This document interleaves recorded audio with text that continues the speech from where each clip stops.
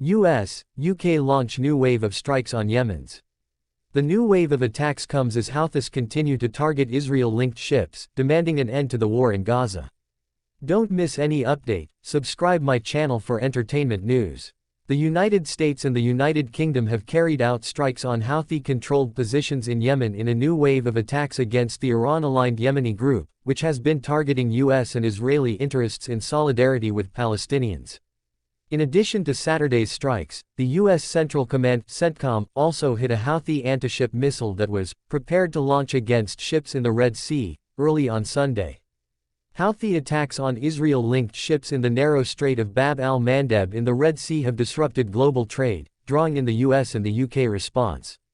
Since mid-November, the Houthis have launched dozens of missile, drone and boat attacks on commercial ships linked with Israel, in addition to US and UK military warships, with the stated goal of stopping Israel's devastating war on Gaza.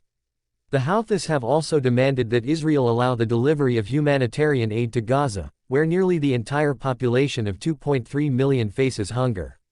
The wave of new strikes followed a U.S. air assault in Iraq and Syria on Friday that targeted armed groups linked to Iran's Islamic Revolutionary Guard Corps (IRGC) in retaliation for the killing of 3 U.S. soldiers in Jordan last week.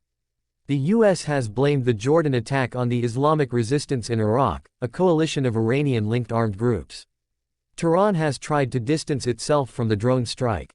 The CENTCOM said it launched proportionate attacks with support from Australia, Bahrain, Canada, Denmark, the Netherlands, and New Zealand.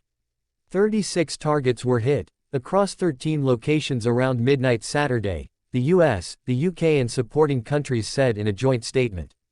These strikes are intended to degrade Houthi capabilities used to continue their reckless and unlawful attacks on US and UK ships as well as international commercial shipping in the Red Sea, Bab al-Mandeb Strait, and the Gulf of Aden, it said.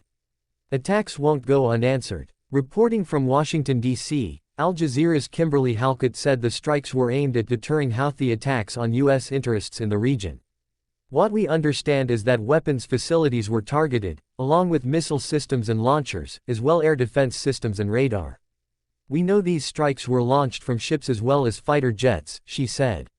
The US-UK statement did not identify the specific places that were hit, but Houthi military spokesperson Yahya Saree said the capital, Sana'a, and other rebel-held areas were targeted.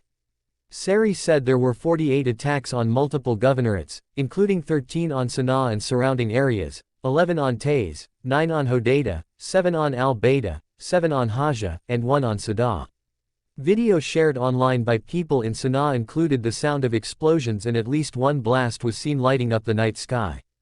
These attacks will not go unanswered and will be punished, he reiterated, adding that the group remains undeterred in supporting the steadfast Palestinian people. Reporting from Sana'a, Al Jazeera's Mohammed Al-Attab said some of the air raids were on mountainous areas that the Houthis said had been targeted before.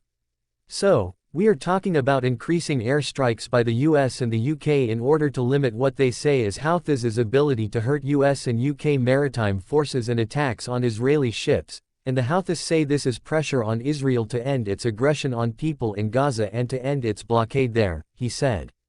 Iran's Ministry of Foreign Affairs spokesperson Nasser Kanani condemned the attacks on Yemen in a statement on Sunday, saying they undermine international peace and security and go against Washington and London's claims that they do not wish for wider war in the region. The US and the UK, in continuing their all-out support for the war crimes of the Zionist regime with their military actions across the region, are spreading chaos, disorder, insecurity and instability with the goal of providing breathing room for the criminal regime that is accused of genocide of Palestinians, he said, referring to the ongoing genocide case against Israel at the International Court of Justice.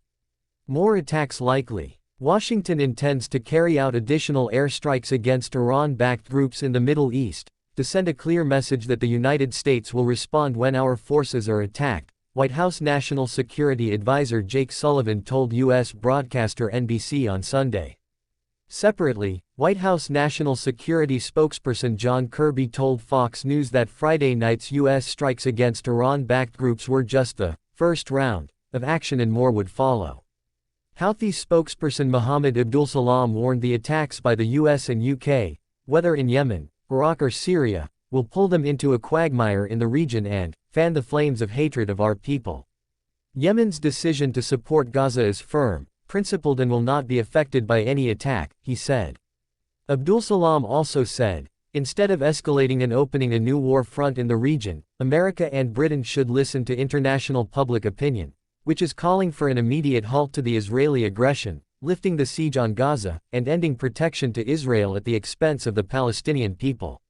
Sullivan said that humanitarian issues in Gaza will be a top priority for U.S. Secretary of State Antony Blinken, who will visit Israel, Egypt, Qatar, Saudi Arabia and the occupied West Bank this week.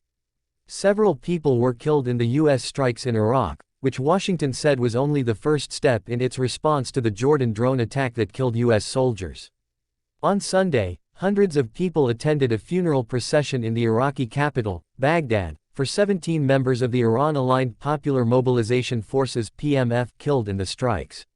U.S. and allied troops in the region have been attacked more than 165 times since mid-October, mostly in Iraq and Syria, but the Jordan deaths were the first from hostile fire during that period. The Iran-aligned armed groups in these countries say the U.S. interests are legitimate targets due to Washington's military and diplomatic support to Israel in its war on Gaza. Iran, Iraq, Syria and others strongly condemned the attacks, while Russia, which backs Syrian President Bashar al-Assad, has called for an urgent meeting of the United Nations Security Council, which is expected to take place in New York on Monday.